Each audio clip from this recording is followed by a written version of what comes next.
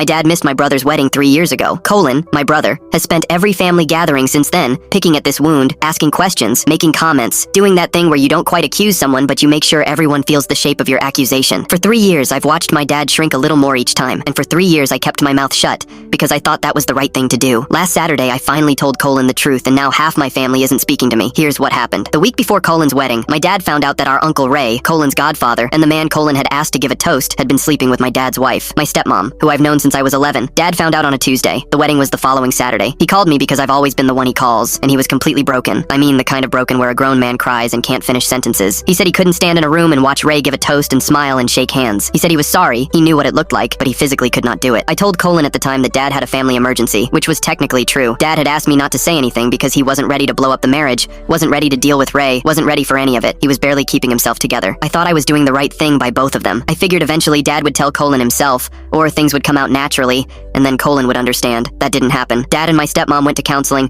Dad decided to try to save the marriage, and part of that apparently meant keeping the whole thing quiet. Ray is still at every Christmas, still the godfather, still gives these long, confident speeches when he has a few drinks. I have sat across from that man more times than I can count, knowing what I know, and I have said nothing because it wasn't my story to tell. But then last Saturday, Colin had a few beers and started in again. He said Dad choosing not to come to his wedding was the most selfish thing anyone had ever done to him. He said it in front of people. He said he'd never fully forgiven him and probably never would. My dad just sat there looking at the table, and something in me just gave out. I pulled Colin outside and I told him all of it. I told him why Dad didn't come, what Ray had done. When Dad found out the whole thing, Colin went completely silent for a long time. Then he said, "Why are you telling me this now?" Not thank you, not I understand, not even anger at Ray, just that question, cold and flat, like I had done something wrong. Within an hour, my stepmom was crying and my dad was furious with me, not at Colin for the years of comments, not at Ray, who was apparently also at this party, and who I hadn't even noticed until suddenly everyone was looking at him, furious at me. He pulled me aside and said I had no right to share something he told me in confidence, that he had been working through it in his own way, that I had just torched years of painful private work,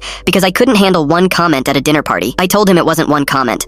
I told him it had been 3 years of comments. He said that was Colin's way of grieving the absence, and that I should have let him grieve it. I didn't know grief and blame were the same thing, but okay. Colin texted me the next morning. He said he needed time to process. He said he was angry, but he wasn't sure at who yet. I thought that was at least honest. My stepmom hasn't texted me at all. My dad sent me a long message about trust and privacy, and how some things are told in confidence for a reason, and that I should have come to him first if I felt things had gone too far. Maybe he's right about that last part. Maybe I should have gone to him first, but I've had that conversation in my head 100 times, and I don't think he would have done anything. He has spent 3 years watching Colin punish him for something he didn't deserve, and he just kept absorbing it.